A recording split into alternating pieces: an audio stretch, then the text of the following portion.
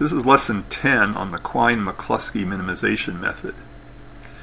Now, we saw in lesson 9 how you could use Carnot maps to reduce logic equations, and this worked pretty well up to 4 input variables.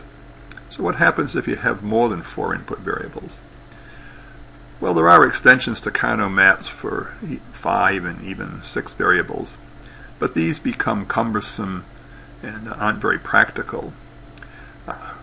What happens is we use computer methods in this case to find the minimum number of terms.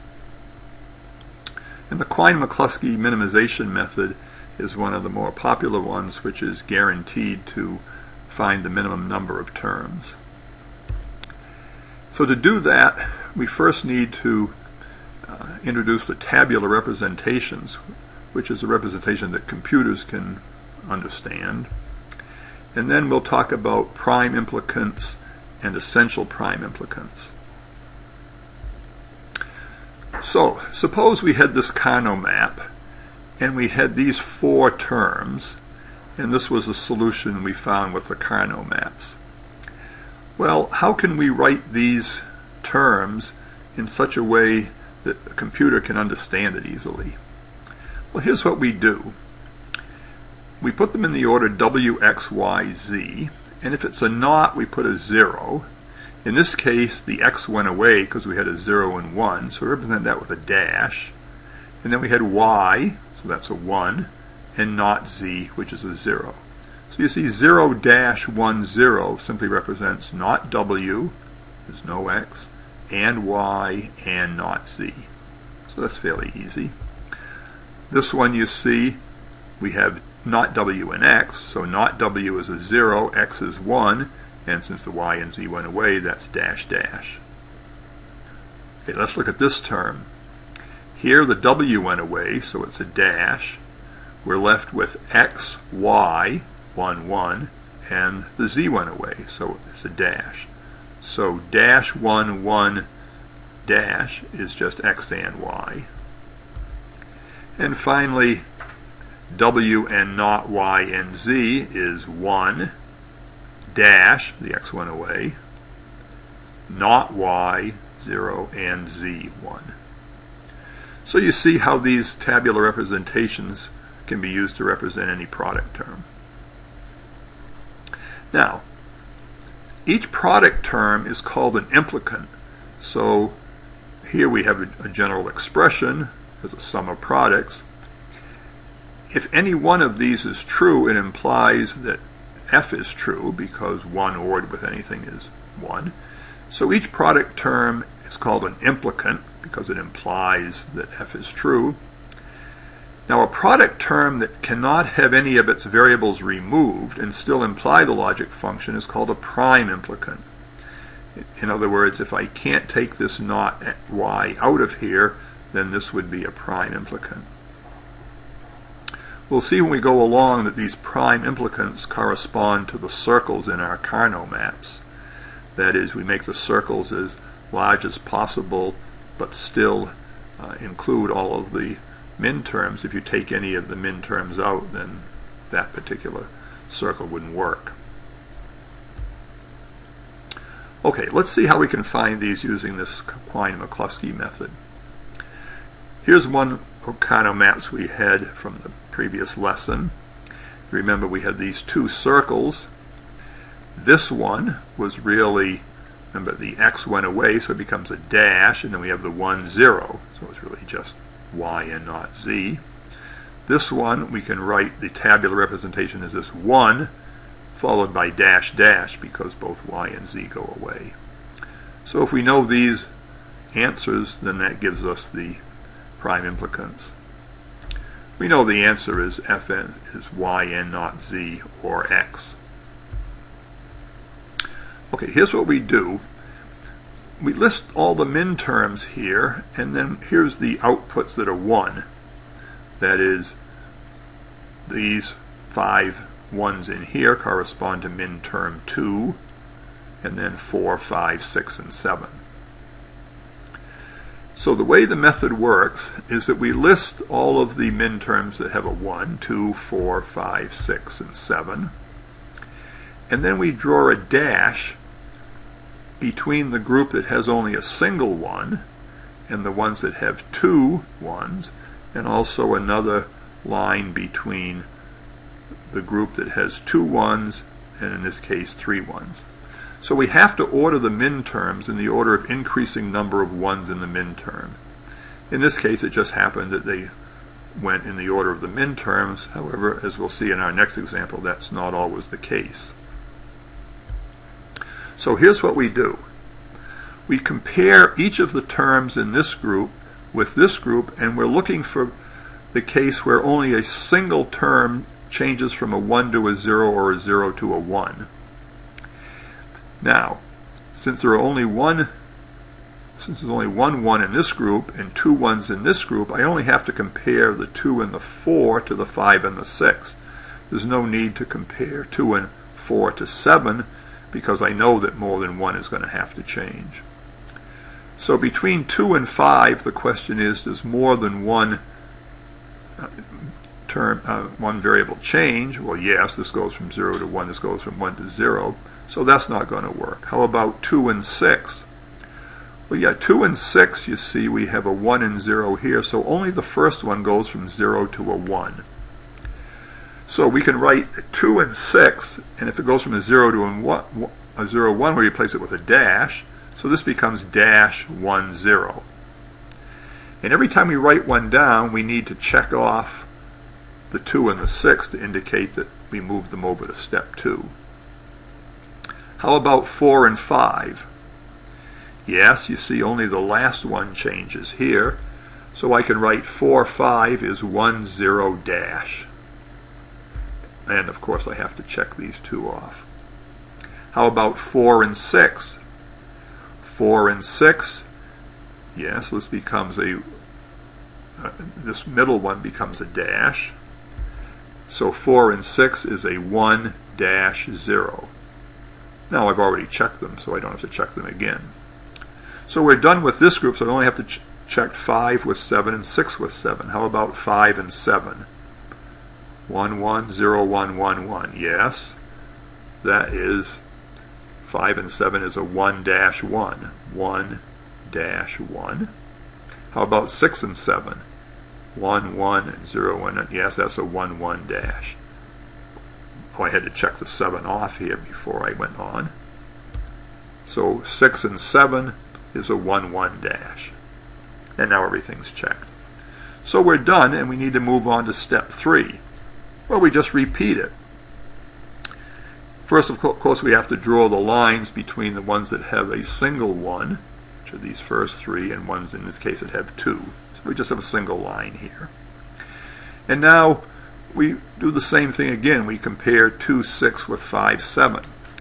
However, now we have a new requirement.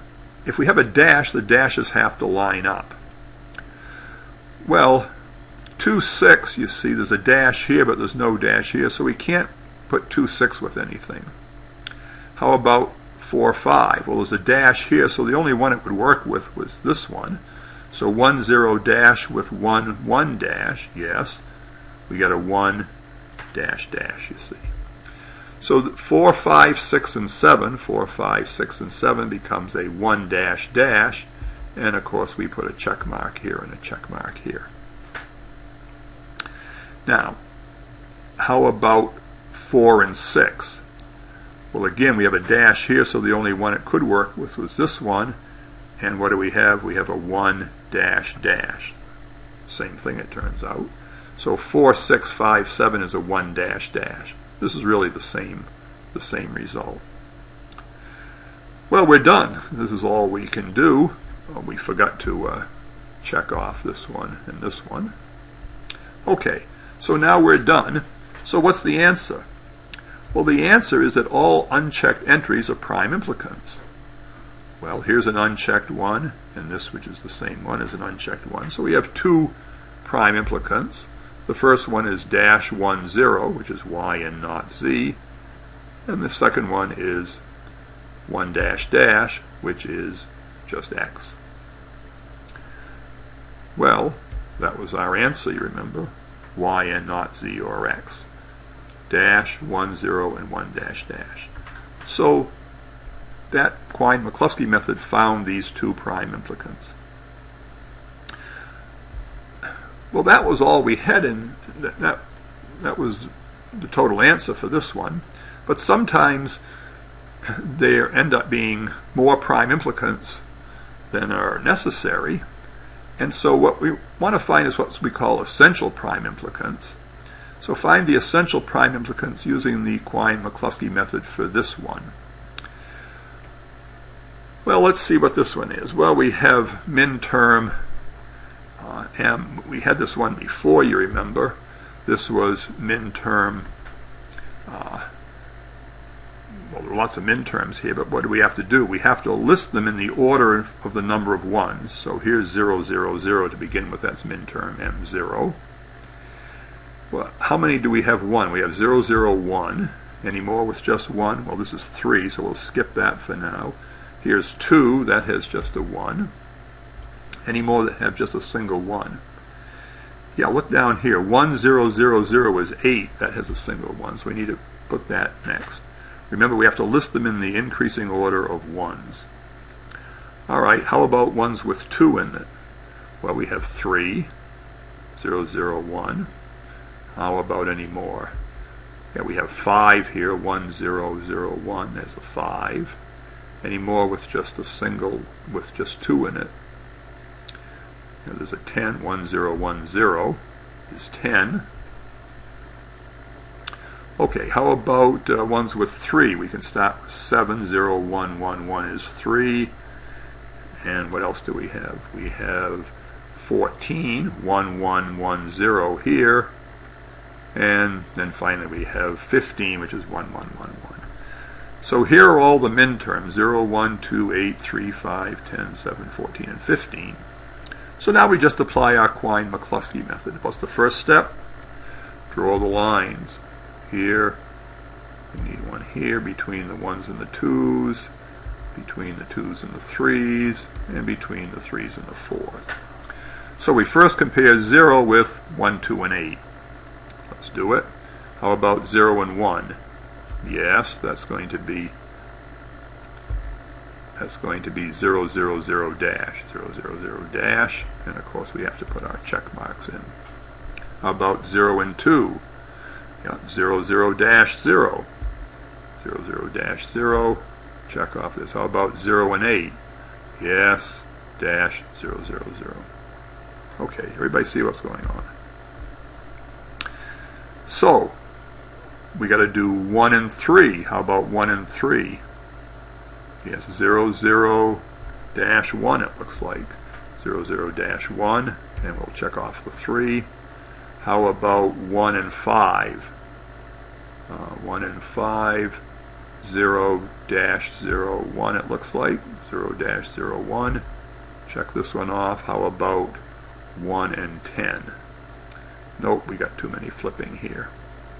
How about 2 and 3? 0, 0, 1 dash, 0, 0, 1 dash, 2 and 3. They're already checked off. How about 2 and 5? Nope, too many flipping. How about 2 and 10?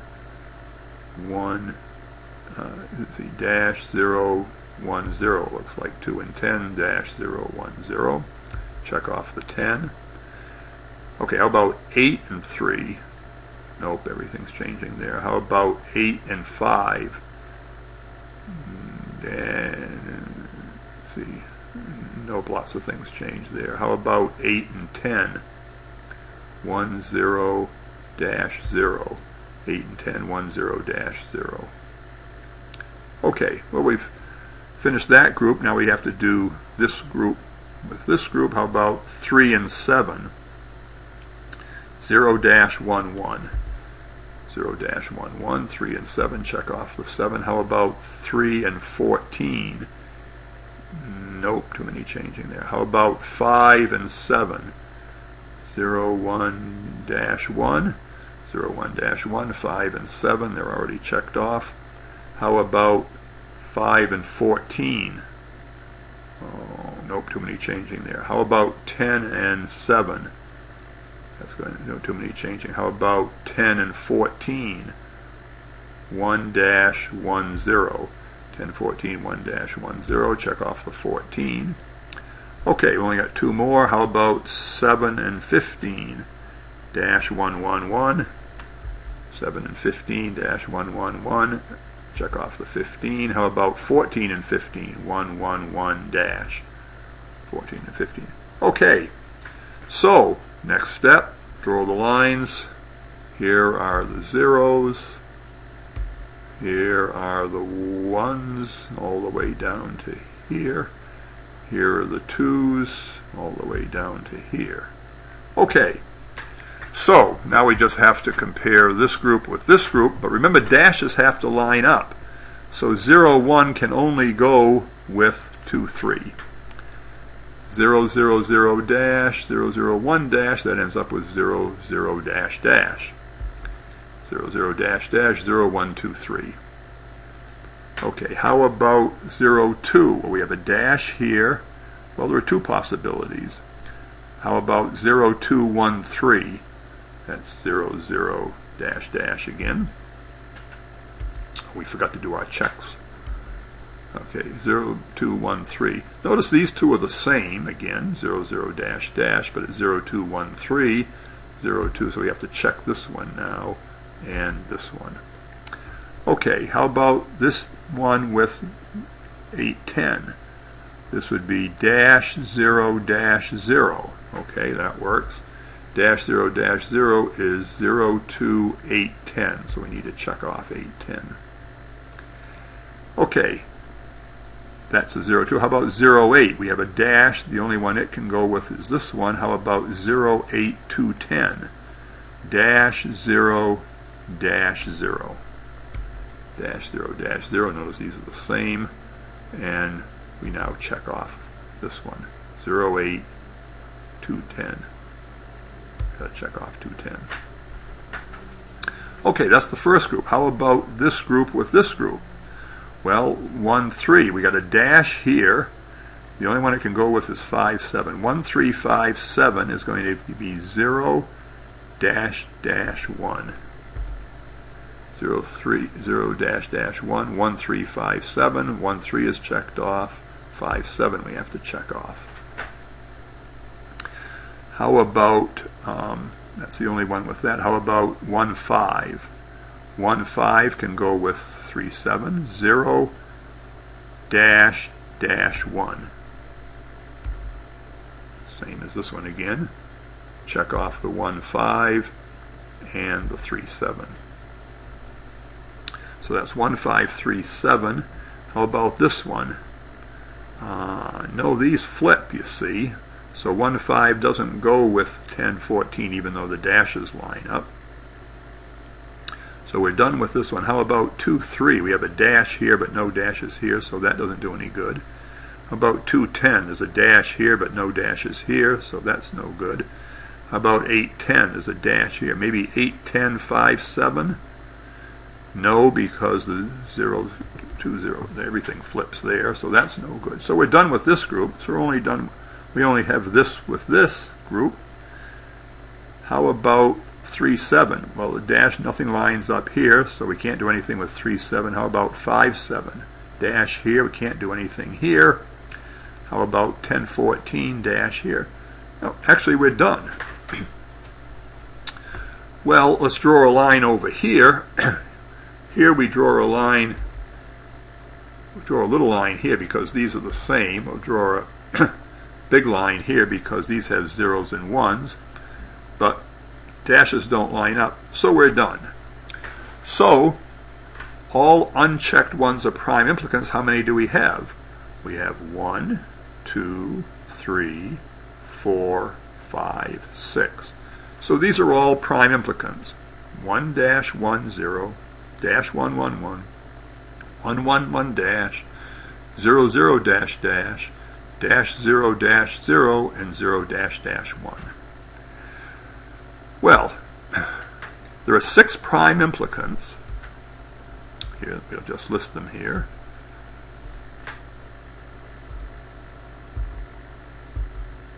These are our 6 prime implicants. But the question is, do we need them all? Are there any ones that we cannot get by without, that is, that are essential? Well, that's what we're going to look at next. The way you do that is we'll list all of the min terms that we use, 0, 1, 2, 3, 5, 7, 8, 10, and 14, 15. We'll list those along the top here. And then we'll list these 6 prime implicants, and we'll put the min terms that were covered. Remember, this one came from 10, 14, this one came from 7, 15, this came from 14 and 15, this one came from 0, 1, 2, 3, this one from 0, 2, 8, 10, and this one from 1, 3, 5, 7. So what we're going to do is this one covered 10 and 14. So we'll put an X mark on 10 and 14. This one covered 7 and 15. 7 and 15, we'll put X marks there. This one covered 14 and 15. 14 and 15 here. This one covered 0, 1, 2, 3. 0, 1, 2, 3. This one covered 0, 2, 8, 10. 0, 2, 8, 10. And this one covered 1, 3, 5, 7. 1, 3, 5, and 7. Okay, now what do we see here? We see that some min terms are covered by more than one of these prime implicants. For example, 2 is covered by these two. 14 is covered by these two, and so forth. So we may or may not need those. What we clearly need are any of these prime implicants for which there is only a single X in a column. For example, 5, there's only a single X here. So there's no way of getting around having this prime implicant because it's the only one that covers 5. So we'll put a check mark under here, and we'll put a check mark under here because 8, you see, is another one in which there's only a single X. Well, those are the only 2, you see, because all the rest have 2 X's. So this min term, 0 dash dash 1, and this one, dash 0 dash 0, are what we call our essential prime implicants because we cannot get by without them. We must have those in order to cover 5 and in order to cover 8. But look, once you've picked this one, it not only covers 5, it also covers 1, 3, and 7. So what we will do is under 1, we'll check 1, and under 3, we'll put a 3 mark under here, and under 7, because this one has already covered those. So that takes care of 1, 3, and 7. This one, in addition to the 8, which we needed, also covers 0, 2, and 10. So let's put a check mark under 0, 2, and 10. So look, these two essential prime implicants cover min terms 0, 1, 2, 3, 5, 7, 8, and 10. Well, the only 2 min terms we have left are 14 and 15, which are covered by either this one or this one, and 15 is covered here. So the question is, which one should we pick? Well, look, we can pick up both 14 and 15 with this one. So by adding this single prime implicant 1, 1, 1 dash, then we have covered them all. So these 3 prime implicants, including these 2 essential ones, should be a solution. Well, let's go see our Carnot map and see where they are. Here they are. Here's 0 dash dash 1. Where is this? Well, here's 0, dash is here, dash is here, and 1 is here. So that's just this circle we had here, you remember? So there's that one. Where's 1, 1, 1 dash? Here's 1, 1, 1 dash. Well, that's just these 2 here. And what about this one? It's the only one left. Yeah, it picks up the 4 corners. You see dash, 0, dash, 0. You remember from our Carnot maps, this was one of the examples we did. So there they are. So there are the three prime implicants that provide our solution. But you remember we had 6 prime implicants. Where are the other ones? Well, they're here too. We just didn't need them. First of all, let's write the answer down here. These were not W and Z. This is W and X and Y, and this is not W and not Z. So this was our final answer. But where are the rest of them? Well, let's go find them here. Here's one that we had. We had 0, 0, dash, dash. Well, 0, 0, dash, dash that's clearly a prime implicant. It's just that we didn't need it because we've already picked up the ones because we were clever in picking our prime implicants to begin with. But it's one that the Quine-McClusky method in fact found. You see any other ones? Yeah, this one was dash 1, 1, 1. And there's one more. You see it? Yeah, it's down here. This was 1 dash 1, 0. So here are the 6 prime implicants that our Quine-McClusky method found, and it also found the essential ones.